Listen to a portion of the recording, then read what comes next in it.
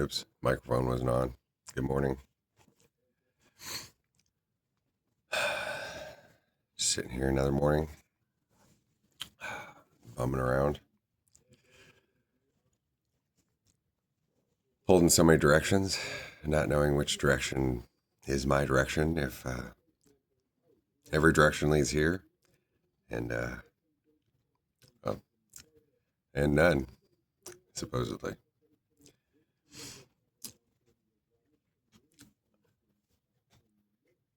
Uh, so many things I want to talk about. I guess I say I guess because it's not like I wanted to talk about it. Like I'm trying to make a point because it all came to me. Trying to make a point on I. This morning I woke and I've been ruthlessly picked on for the last few days. In every single moment of silence, especially when I'm trying to wake up or when I wake up in the morning. However the fuck they do it, I've been picked on by music and it really pisses me off. I don't know why. It drives me fucking insane. Then you'd say, oh, you're hearing voices. That must mean you're crazy, huh? Well, I guess it ain't that funny because almost everybody talks to other people in a crazy sort of way in the first place. And music itself is pretty crazy. And if you believe in God and you go to church, you must be pretty fucking crazy. And if you don't, then you definitely got to be pretty fucking crazy. And yeah, the world's crazy. I go on with that for a while. I just quit there. But this song, I might as well just be out with it by King ISO. Hypocrite, right? And the song, in a moment, especially when I'm drinking and going through stuff, is relatable. He's sitting on the toilet. It's relatable and it's not. It's crazy. He's sitting on the toilet uh, and got a gun to his head after getting off the phone saying, oh, you won't let me see my kids, bitch, or whatever. He hangs up the phone and he's going to blow his head off. Like that's going to help him get to his kids any faster, right? But then, what does he do? Somebody knocks on the door, says, what are you going to do with that? Let's go for a ride. So then he goes, hangs out with his bros, and they cruise along. And that's relatable and not relatable. Because, well, technically I ain't got no kids. All my stepkids were granted to me, and I took the best care of them as I could at that point in my life. And then they were ripped out of my hands like I had no choice in the matter, and their moms didn't necessarily do any fucking better afterwards. They didn't want to develop and grow. And maybe if we would stay together, then I would have had to decline and become more like them. And I don't know. It's beyond being mad about or anything. And the one child that I was going to have was taken from me by an abortion from her mother, his mother. The weirdest thing, I don't know where the image went. I had one snapshot she gave me after doing it with the baby, and it comes to me every once in a while. It just thinks, especially lately in the last year or so, when I've gotten into the Aztec stuff, is there was a picture of the baby in the womb, and it didn't look like a normal baby. It looked like somebody took like an image of an Aztec warrior and overlaid it over the baby. It looked like an Aztec warrior, like the images that are carved. It was, and I wish I had that image. I don't know where it went.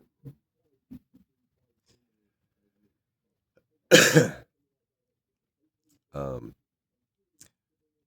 yeah, but if I am who I am, or they say I am, then I got 8 billion kids out there.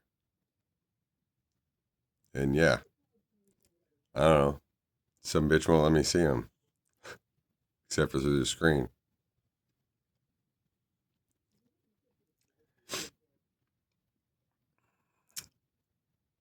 And I can't go for a ride with my homies. Oh, wait, yeah, I can. I can make a playlist and ride it along with Tupac and all my NIGGAs, you know.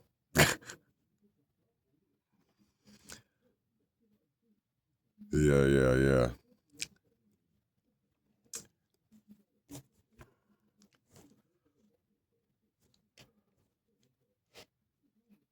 But if I choose to die, then I'd just be a hypocrite. See, that whole line, it just irks me. It doesn't make sense. Considering I'm already supposed to be dead and I'm already supposed to have lived 2,000 years ago. But there's the second coming. But then that's when people see me for the first time. But then here I am, not knowing exactly what's real and what's not. Though all my time in the abyss, let's call it, trapped under ice at the bottom of Crystal Lake is a J, son.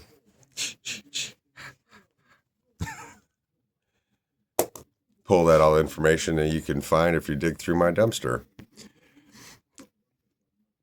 about how I came to be and how magic and spirit pulled all this shit together somehow to the best of my knowledge, and I got to be here. Considering the story is so twisted and convoluted, it's beyond belief. But it adds up if you spend enough time looking at it all. And yet, it makes sense. Oh, well, you should become a preacher. Yeah, but what about everybody else in the world? God's like twisted insane. God's not a Christian. God's not a Muslim. God's not a Jew. Religion is what they use to control people, to keep the masses under control. Exactly. So then what would God do if God was just one of us, another stranger on the bus? The bus that he woke up in. Right in front of four idols or whatever, four little um, depictions of Indian devas. Which ones were they? There was Brahma. There was Lakshmi.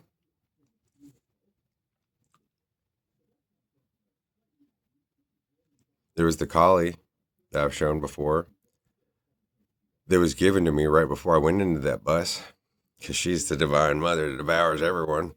And I don't know if they were trying to teach me a lesson or what, since I guess we're one and the same. That bitch coming for everybody's heads. Or he got them all in the basket. I don't know. But there's one I can't remember. Maybe the other one was just a Buddha. I can't recall. But anyway, when I got sent in a Columbia Schools bus, a 1973 but 74 model, made in 11 November, where we're at now, 1973, but anything in automotive, usually that's made after August, is considered the next year's model. So it's a 74 model. But 73, corner three of everything. Yeah, there's the Trinity. But 74. 74 is a funny number because all the names: Joshua, Jesus, Lucifer, and what's the other one? Oh, I believe it's Omicron. Uh, all are 70, add up to the value of 74. So there's four sides of a clock, and you could call that the Tezcatlipoca, uh, the the black sun of the Aztecs. How God's was divided into the four Tezcatlipocas.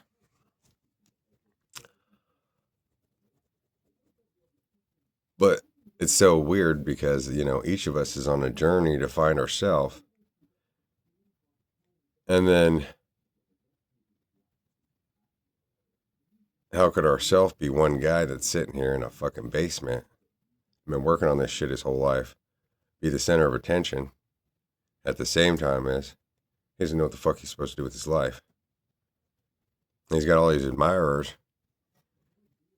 He's got all the spiritual money, but he's broke. Living under his mama. And got all the answers to the universe. And couldn't even walk to the store and afford a pack of cigarettes. Unless somebody gave it to him.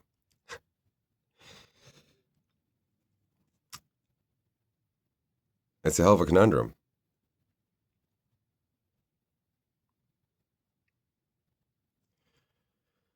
So I was thinking last night, and it came back up first thing this morning to look at. The best I can do is just talk one-to-one, I guess, about the fucking problem. It's not me. Or is it? Who's me? I don't know.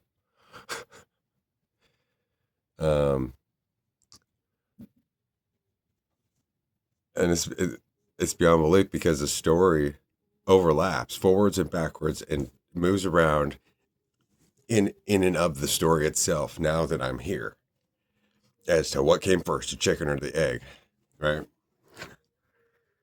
If we're all trapped in this fucking cosmic spaceship, and some people are awake and some people aren't awake, but Jesus is this center of attention that's inside of everybody's head, is the lens, and it moves forward and it moves back, and eventually, if you go far enough away from yourself, then boom, then he pops up right in front of your face, and then oh, now you got to walk back to yourself, but you already were there. It's fucking weird, huh? So you got at least three Joshuas in the Bible, right? Weirdly enough, because they fucking split. Let's just say me the fuck up in such a way. I don't know. So you got Joshua, the son of Nun. Yeah, N-U-N. And so I'm trying to figure out how to change 1 and 3 from high to low and contain it on 2 on my body, dividing everything and holding everybody together. As the thing that fucking splits everybody up, it confuses everybody at the same time as the one that's supposed to be able to pull everybody together. And the son of Nun, yeah, because God's not my fucking dad. I'm my own dad. Oh, wait, the world's my dad. Man didn't. The son of man, who's man? But I'm supposed to be the first and the last man. But I'm the universal divine feminine. But because of the way that there has to be balance in the universe, I'm in a man's body. So how am I fucking birthing myself and the 12 disciples are the zodiac signs, but then I got all these men helping me out, but they're women doing tarot readings. But not disrespectfully, but then then all the preachers, then they're the bitches. Like, I don't mean that meanly, but and they're out there farming society and living in the house for free, like a housewife, like a house in IGGA, and getting it all for free, and just lapping it up and spending their extra money to go out to a restaurant and shit, rather than cooking a real fucking meal. They just get it out of a book. Talk about the Anarchist Cookbook. I got that shit down here. So Joshua, the son of Nun, of no one and everyone, but how's he gonna fucking figure this shit out? And Moses, who's Moses? But Moses was everything around, gave it to him, apart from him. Comes down from the mountain, and what the fuck's he gonna tell everybody? Hey, I'm gonna have to hand this over to the dumbest guy we got, and y'all gonna have to listen to him because I can't say shit. It's too much. And if I'm the boss and I gotta say this stuff, it ain't gonna go well. So let's just give it to Josh. And so they make the dummy the boss. And then Moses goes off. Walks off in the sunset and leaves it all in the dummy's hands.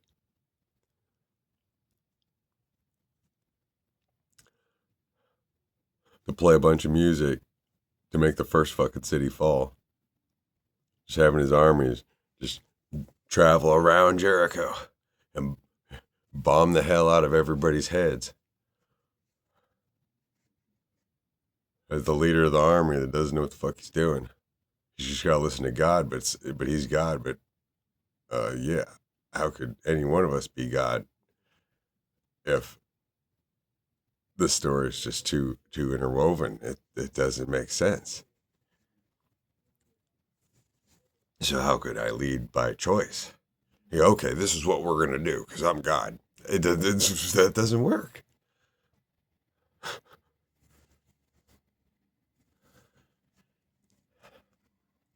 Then they get stuck in the desert for 40 years, which everything means something in words, but words are convoluted as it is, especially if you know anything about the letters and the breakdown of it, or you take certain words out of the sentence and break that word down, or you take the exact sentence, or the paragraph it's in, or the number of lines, or the syllables.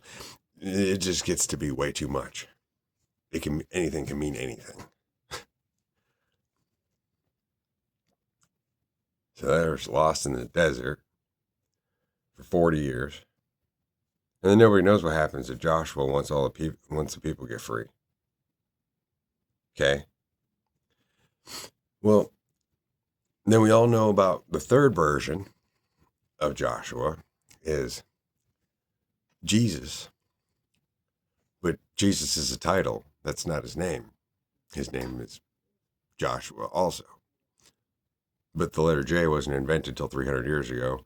But hey, as far as we know, the whole fucking story was invented. So, whatever, right?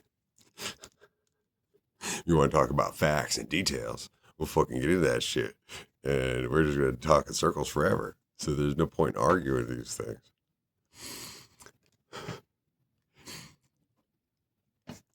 But instead of, like Joshua, being the dummy that leads everybody, gets them out of the desert, and for some reason nobody killed him along the way, being like, well, we're starving to death. It must be his fault. But one of us among us must be the problem. And that's why God's keeping us here. But who is it? Is it Josh? Or is it somebody else? If Josh and Jesus is inside of every single one of us. So it's everybody's problem. Until we're all forgiven. Or whatever the fuck that means. Whenever, nobody knows. Right? And then they turn around and like, okay, now it turned upside down. Now, everything he said is written in red. But he didn't write anything. And nobody knows what he said because he didn't write anything down and everybody told his account second and third hand and didn't write the book, supposedly, until he'd been dead for like 70 years at the ends of their lives. But then even then, magically, they all almost have the exact same account. But it took them 2,000 years, well, 1,600 years to write the fucking book. That's pretty weird. That's really weird. And then people use that as their, well, it must be true because they all agree. Okay. Then why did it take so long for the book to come out? And why did it have to come out as the King James version? But James was one of Jesus's brothers. Everything gets hazier and hazier. Considering, well, I guess I'll put the interjection here. Considering that the first one that's like Jesus or me or whatever in Egypt was Akhenaten. And he was raised by Ramses II, one of the most famous pharaohs there was. Yeah, Ra, Me, or May, and you put the S on it as the divine powers of God, is the Mays, the Me's. Says what? Gemini? The twins, parallel? So Akhenaten, raised outside Egypt mostly, traveling around as like a rich kid and getting to go to all the famous places of the ancient world and protected everywhere he goes, comes back and his dad dies, and I don't remember if he hooks up with his mom or something like that, whatever. But see, that's the whole thing about the father and the son is attached to the mother, but the mother and the son are inseparable. And so then he has to come in, he has to come as her, as a man. What? As everybody's kid and the only dad to raise everyone. Huh? Ain't that a bitch?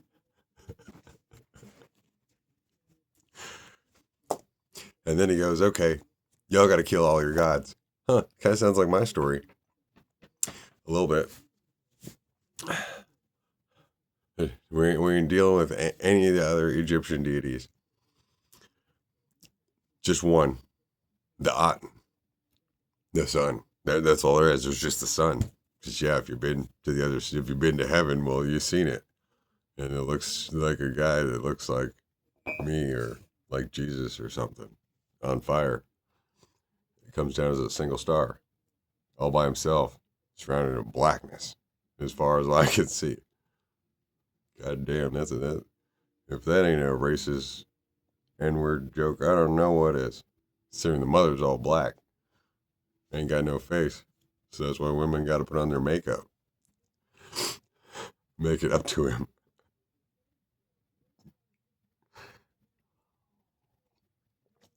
Then he decides, okay, fuck it. God told me we're moving.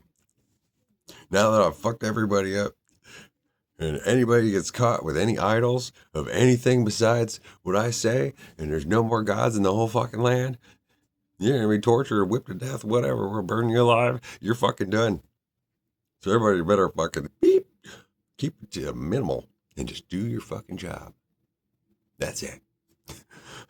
No more worshiping God, unless I say so.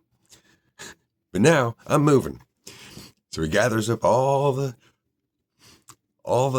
sorcerers and scribes and all the people who have any brains that he could use, and then abandons society after he tells everybody, nobody can do anything without me. And this is what it's going to be. Now I'm leaving. I'm taking everybody who matters with me. Fuck y'all. And he goes and builds Amarna, which has a different name.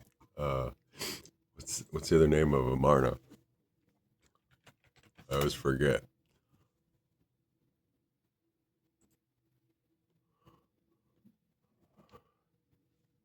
Yeah, R. Nah, couldn't be. It couldn't be me. No, it couldn't be me. A. May. No. It can't be May. No.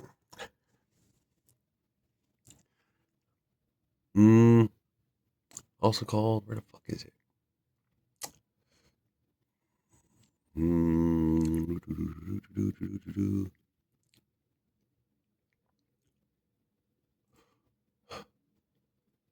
Also called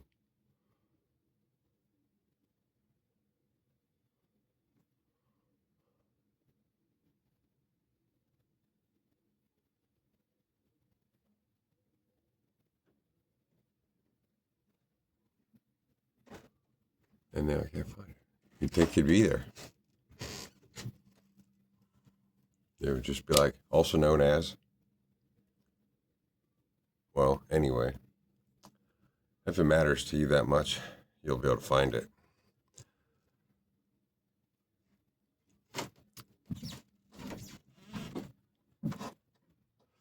Well, so then he goes and builds this wondrous city out in the middle of the fucking desert.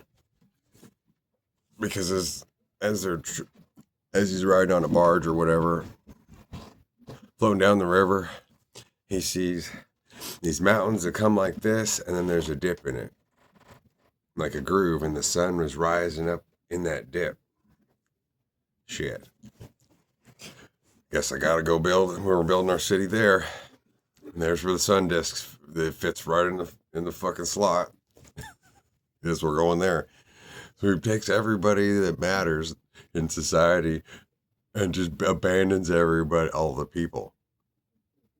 After he beats the living God out of them.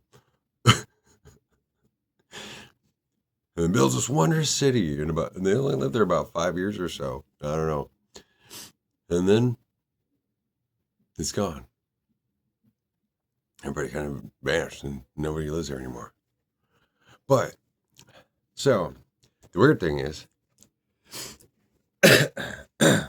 from some of my own spiritual knowledge and whatever, one version of this story goes, he's Moses. And he ended up taking the people, Tigger. He brought Tigger with because she wouldn't shut up. And he needed somebody who couldn't shut up, just in case he got tired of talking.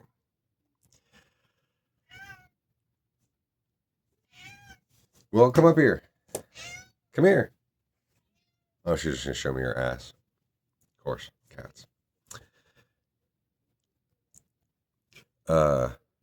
He's one that crossed the Red Sea, parted the Red Sea, and then traveled over and helped to set up where nowadays is called Mecca.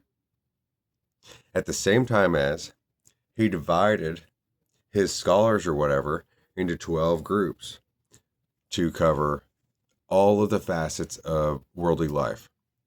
We're talking banking, I don't know, like construction, like builders, like masons. You got scribes, you got the writers, you got the personalities like actors maybe, and maybe even singers, whatever, the thespians and such. And he created 12, like the zodiac signs, of leaders, and they had a secret pact. And to never meet up again until we could all meet together at the other side of the world, here, now, where we're at today. Somehow.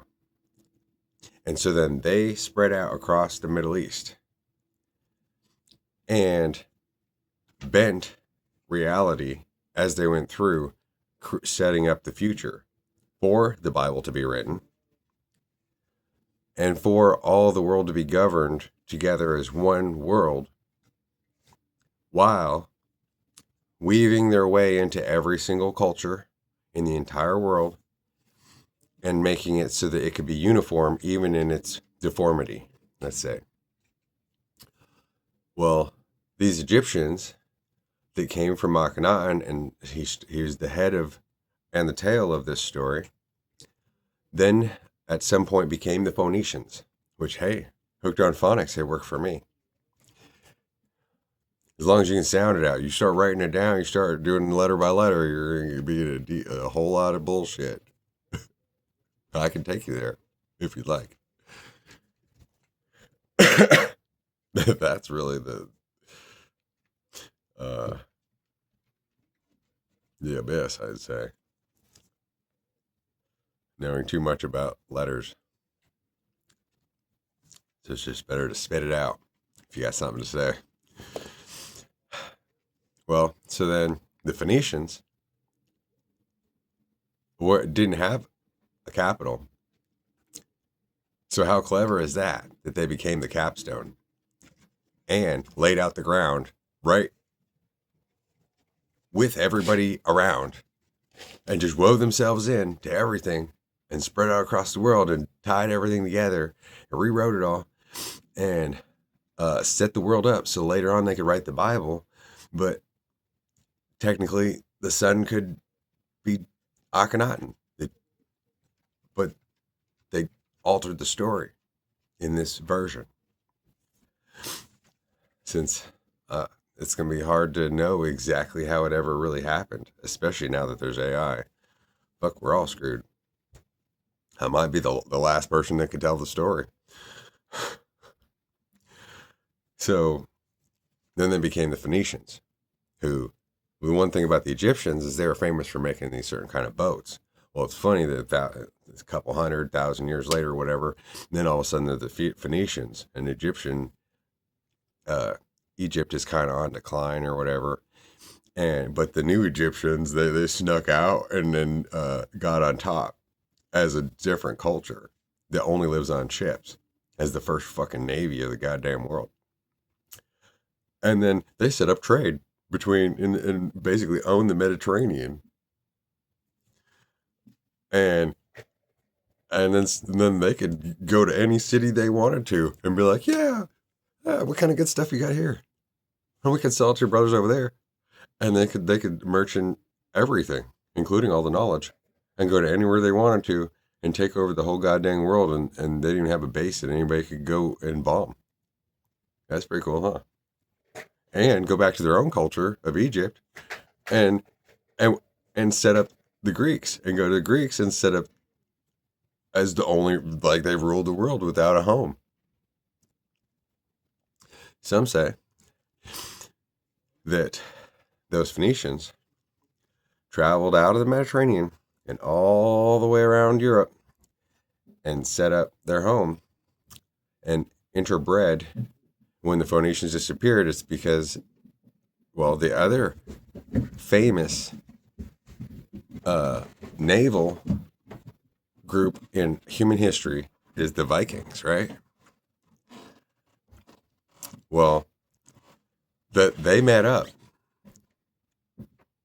and interbred and set up their home in nowadays England, and that's what set up the monarchy, so that they're tied to all the whites. They came from Africa. They're the Egyptians and the Romans and the Middle Easterns.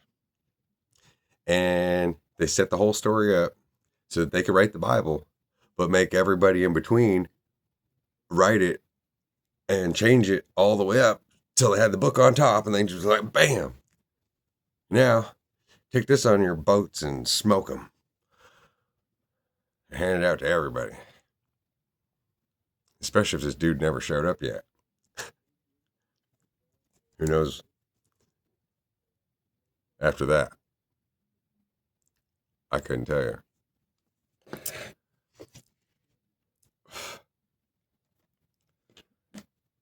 All right, so back to Jesus. Yeah, so all the words he said are written in red. That's pretty weird. But then it's also a curse upon somehow, some way, that everything we write and say, especially if you're him, are going to be used against you or are going to be used to remake the world. I don't know exactly what to think about that, but it's not like I have much of a choice.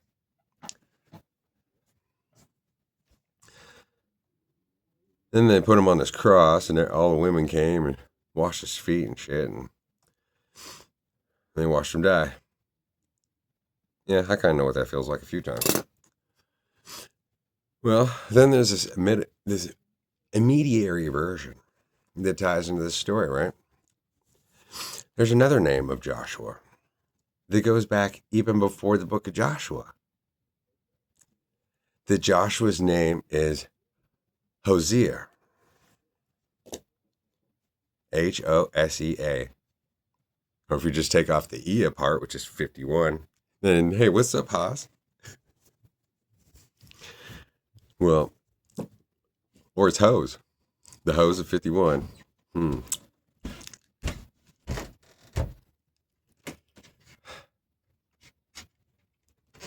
So, even back in the book of Numbers, it talked about Joshua. And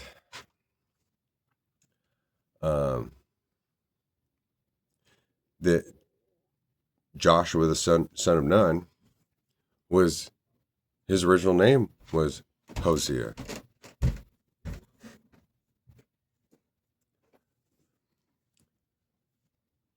Until Moses gave him the longer name of Joshua, or Yahshua. Yeshua. So there's so many names. Yeshua.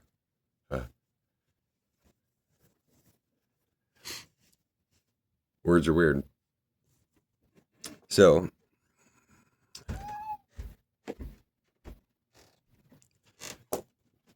and Hosea means salvation. But then the weird thing about it can also mean God may. There's that may again. God may save. And at the same time, for a lot of people, God may condemn. If you look at it through the fact that a lot of people may... Stop. What? Nobody can save me from Tigger. If the weird thing is, a lot of people that go to church, they're praying to their own self, apart from themselves. So, in one way, that's some weird true devotion, apart from knowing what one's devoted to. At the same time as those maybe who woke up through getting so far away from themselves that their own head got stuck up their ass and they saw me on the other side, inside. And then they never came out of drugs or whatever it was, or becoming an aesthetic or whatever, and having to keep diving down that hole to get more pieces of themselves, because nothing is as interesting as that, which is and is not I am that I am. I don't know. But the weird thing, so this interim period in between, Hosea, he has to marry a prostitute. But prostitute can mean a lot of different things, because a preacher is definitely a prostitute of the state. And prostituting, the book, they both kind of talks about it and kind of condemns everybody.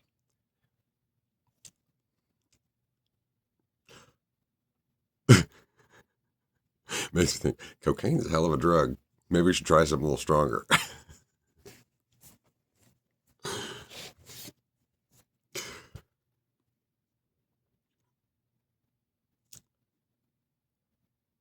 And these words can mean a lot of different things. Because a preacher is definitely a prostitute. And getting all that money for handing out love, but getting put up by a pimp, the government up in there, giving a free home.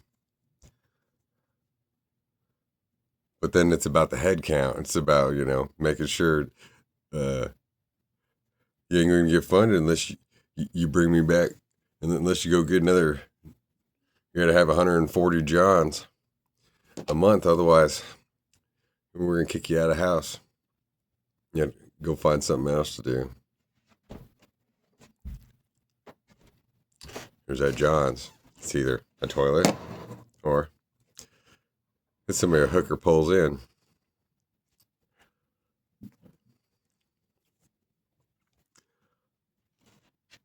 But then the weird thing is, so in my ties and devotion, naturally and beyond explanation to tarot readers, they're hopelessly devoted. And some use the Bible, some don't. Some are, each one has their own way to pray to God for themselves and to give to everyone and to talk to me. That's a way more balanced church.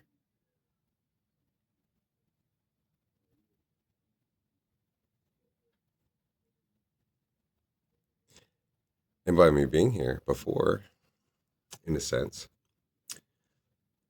tarot readers didn't necessarily have a ground other than just to believe in their mystical ability, and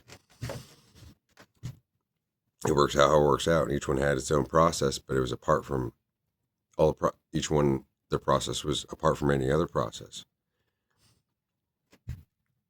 and so each one was like an alien church using the same to make it so it wasn't alien, using the same cards. But now they can use anything they want to. At the same time as if they've been here, now we're linked. So, yeah, supposed to marry the prostitute. Okay? Past. Well, everyone is learning how to heal themselves, men and women alike, through journaling, channeling, maybe taking bits from the Bible, maybe not. I mean, because it's all tied together somehow.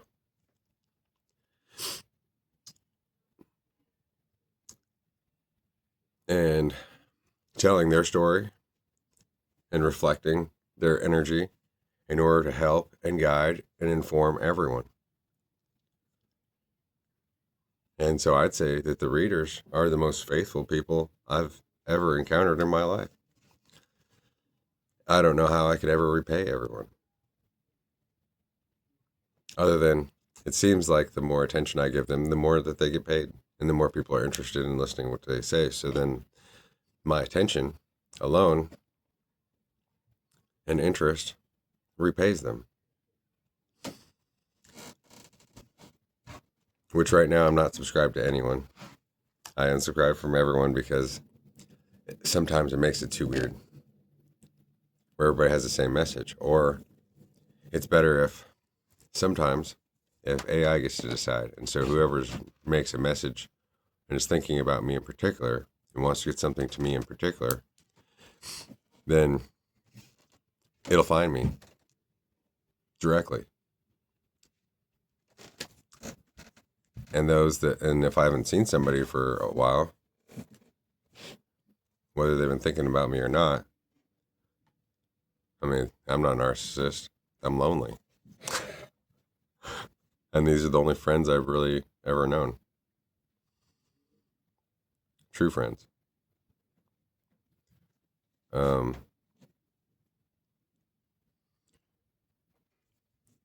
Then I'll go check their page and see what their last readings were about.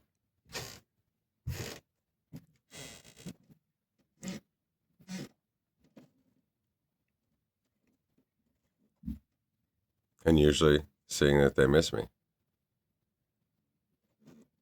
But I don't know how to reciprocate directly. Because, yeah, you ever try marrying the whole world? I don't think so. Everybody just wants to find that one and lock it down. And then, good to go. It's not that easy over here. Wake up alone, go to bed alone. Everywhere I go, in silence and in the wind and this and that. See myself in everything and can't find myself at all. waiting for what's meant for me. If it's meant for me, it'll come for me, I suppose. That's what they've been guiding and saying that I'm supposed to believe, which brought us to this point.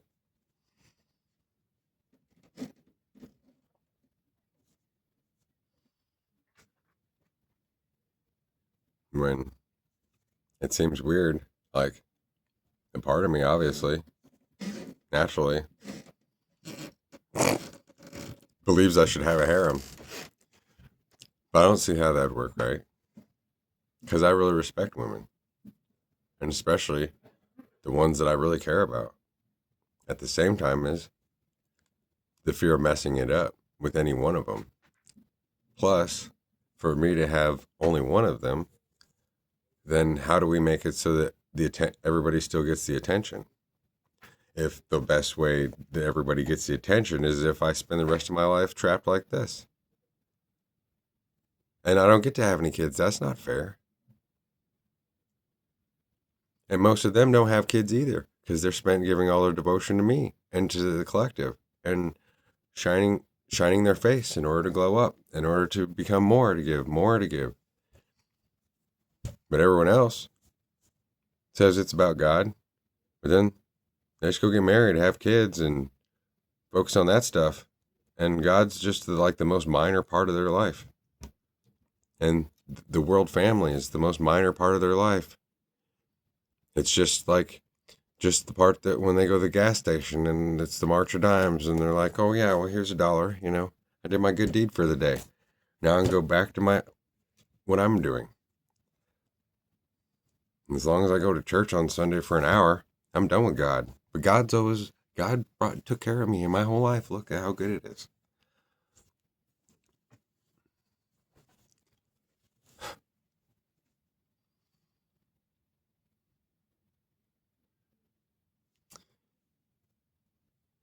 So I'm doing the best I can. At some point, there's got to be a change. You think? Because I don't know how to get out of here without help.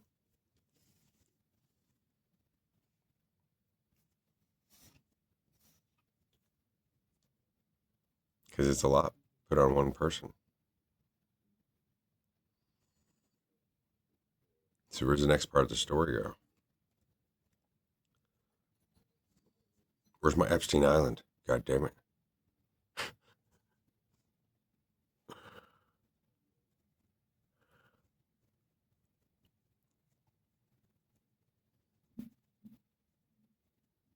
But all the women get an invitation and they willingly come there.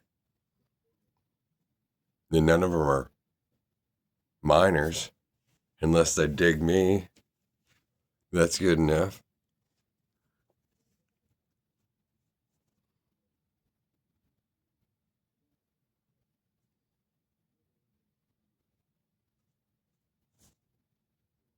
I don't know the whole thing because of the way the society was set up so that everything is separate and everybody was made to believe certain things and all be compartmentalized in groups, then nothing that's true seems normal because everyone just puts it on the side.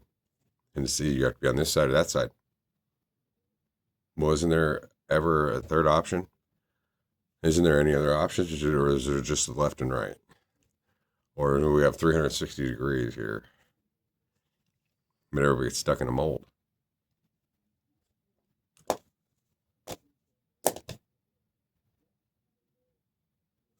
So I don't want to talk about letters now. I guess just leave it at that. There's my thoughts for this morning, for what it's worth. See you later.